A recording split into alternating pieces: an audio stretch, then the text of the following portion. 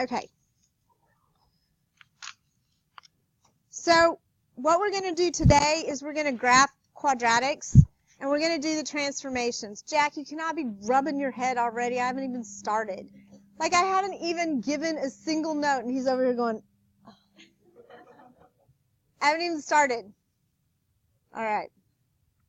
So first of all, I do want you to remember, I'm going to write this at the very bottom.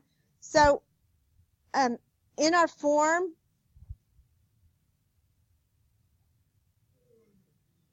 stop yawning, you're not bored yet.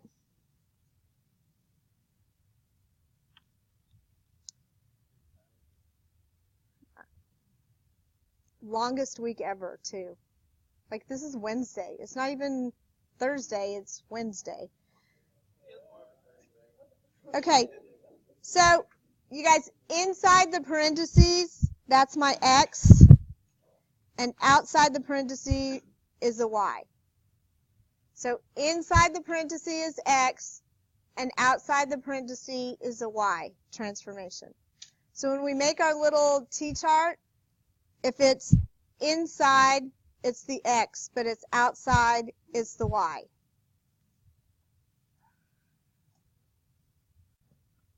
Are you playing music?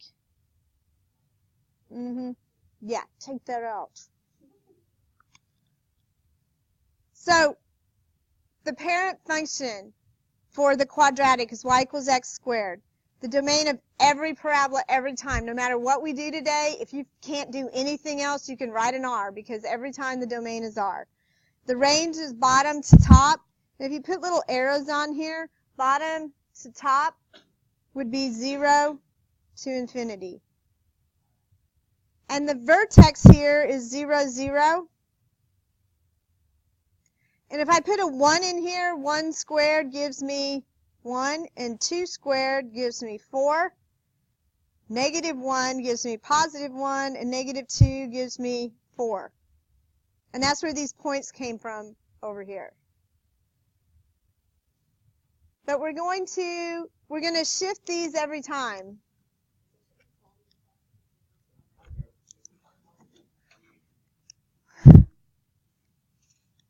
Okay.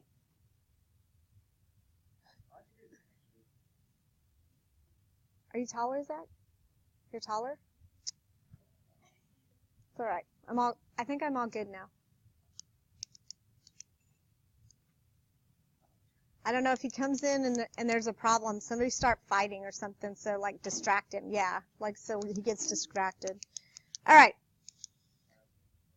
So first of all, the plus 3 is on the outside, so that affects the y values, right? So that's going to be a shift up. I'm shifting up. So if I write this in quadratic form, I'm going to get x squared plus 3.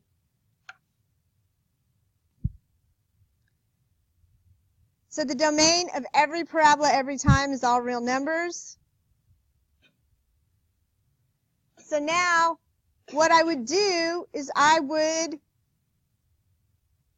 add 3 to the y column. So that's going to shift this up 3. Stop yawning. We are having fun.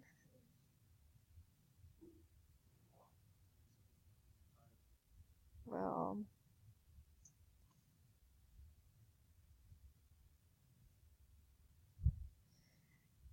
and so the range is bottom to top, and the k's are always going to be somewhere in the range. So the 3 and the 3 match.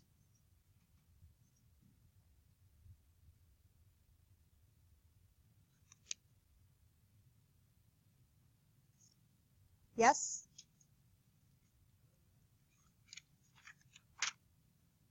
Next page.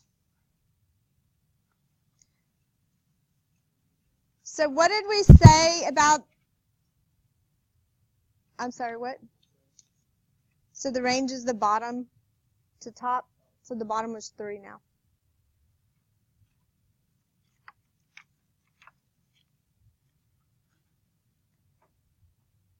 So this time, the minus 2 is with the x.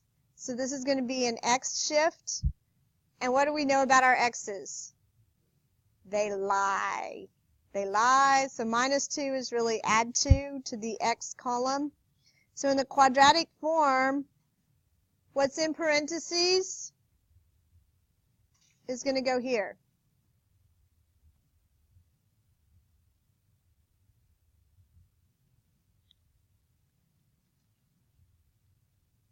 So the domain is all real numbers.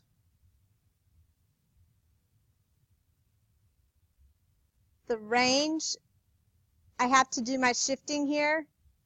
So I'm going to shift from 0, 0, and I shift 2 to the right, correct?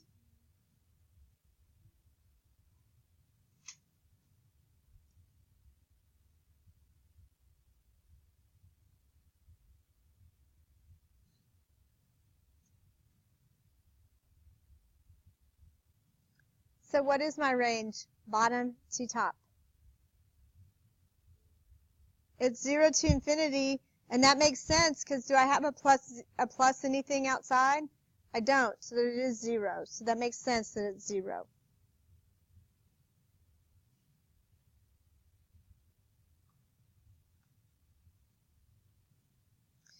So if I write this quadratic form, I'm going to get x plus 3 squared minus 4. Michael, what is the domain? Oh, for the love of Pete, yes. Okay, it's all real numbers. So it says plus 3, but that's a liar, so I'm subtracting 3, and then the minus 4 in the y column. So I'm going to subtract 3, 1, 2, 3, and then subtract 4, 1, 2, 3, 4. So then I can draw my parabola.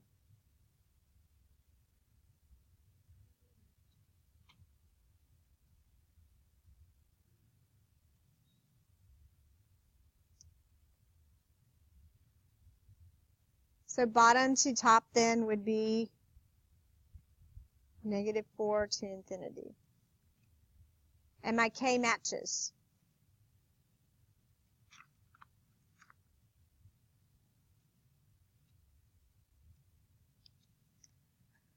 Okay, so the next two, Mikey. The next two, so the minus is outside, and if the minus is outside, it's a reflection over the x. And if the minus is inside, then it's a reflection over the y. So the first one is outside.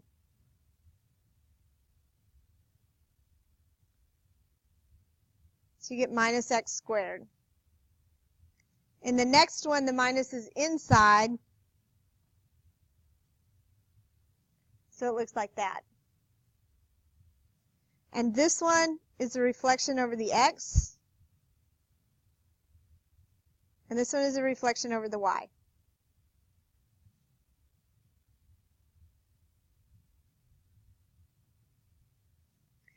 So when I say reflection over the x, what literally happens to the parabola? It just flips down, right? So if this is a reflection over the x, instead of going up, it's going to go down.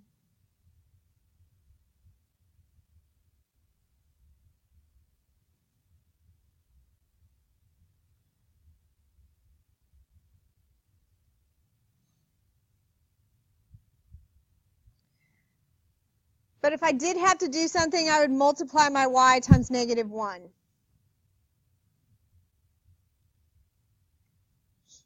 The domain is all real numbers, and the range is bottom to top. So the bottom is negative infinity, and the top is 0.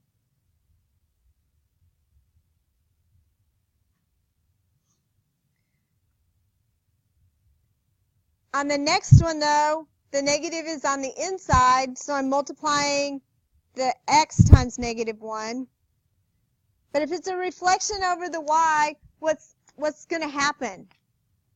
This is my y-axis, right? Here. So what happens to this part right here? Where does it go? It goes over here, right? And where does this go? So what really happens with the parabola? it looks the same because it just flip-flops, right? So it's going to end up looking exactly the same.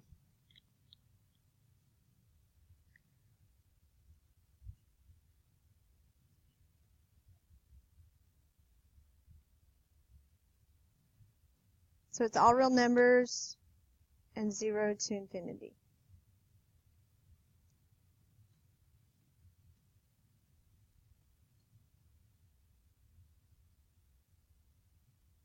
Is everybody doing okay? Yeah? Okay. So, Zach, give me one transformation on number 6. What's one thing I'm doing? Moving to the right by 2. So that's a plus 2 in the x. Edwin, give me another thing I'm doing. I'm going to add 3 to the y. And Andrew, since you're not going to be here on Friday because you're going to be off camping, what's the very last one?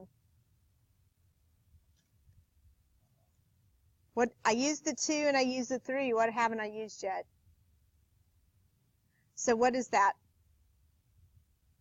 Is it x or y, first of all? Do I multiply I multiply the y. So I'm going to multiply times -1. And do I add or multiply first? Multiply because we follow order of operations, okay? So in quadratic form, I'm going to have minus x minus 2 squared plus 3.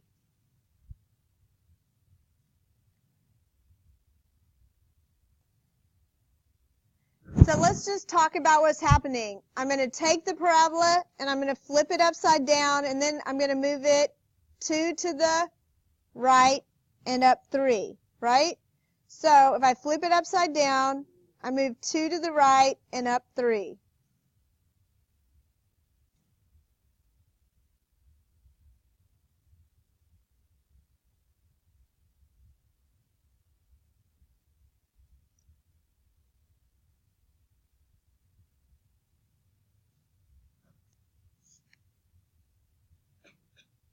So the domain is still all real numbers, and the range this time goes bottom to top.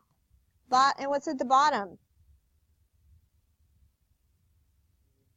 Yes, and the top is 3, because that's your k value.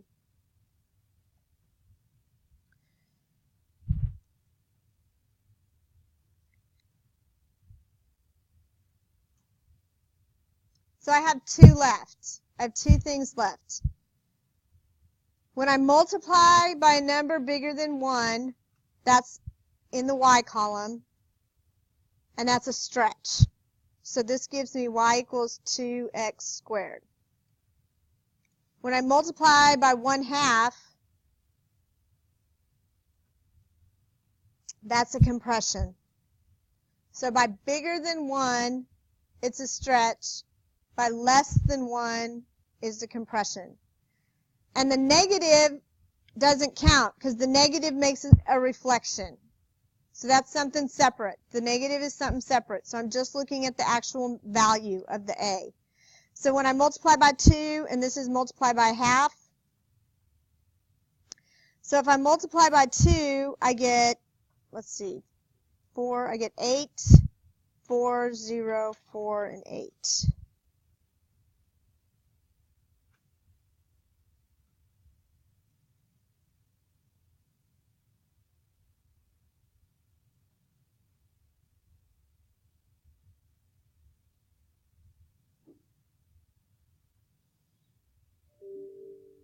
So my parabola gets big and fat. I mean, big and skinny. Tall and skinny, actually.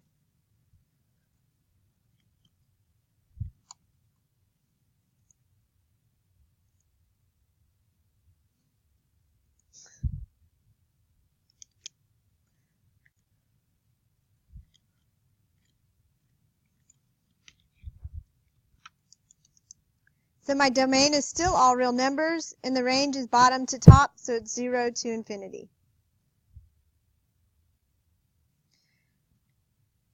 And the last one, if I multiply by 1/2, these don't change.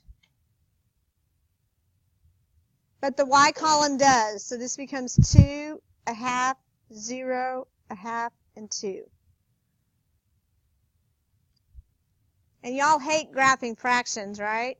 So let's just graph the whole numbers. So we get 2 and 2, negative 2 and 2. So the parabola ends up getting fatter, shorter and fatter. And it's still 0 to infinity.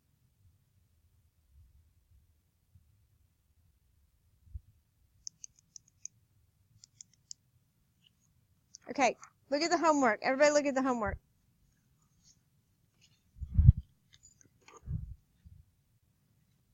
Okay, so on your homework, look at number 1.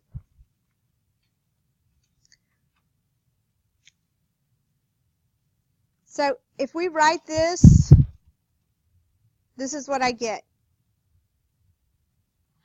That's the quadratic form. And what we left off is the domain and range. So we're going to add the domain and range. So first of all, what does the minus 3 do? Which way is that a shift? To the right, and the minus 2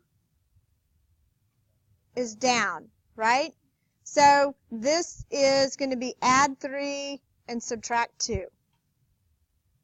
And above it right here is our set of points, if you want to follow that.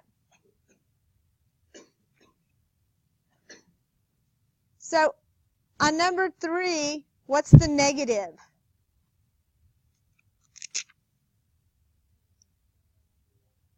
Is it a reflect over the x or a reflect over the y? Remember, you multiply the y so it reflected over the x. And then the plus 5 moves it up. So the y, it's going to be times negative 1 and then plus 5.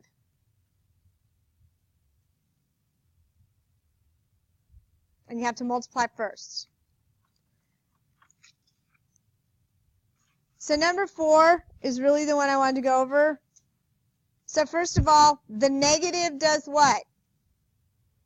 Over which axis? X. The 3. What is the 3? The 3 is a stretch. This 3 is a stretch. The minus 1 moves which way? To the right, and the plus 3 moves up. So here's what I have.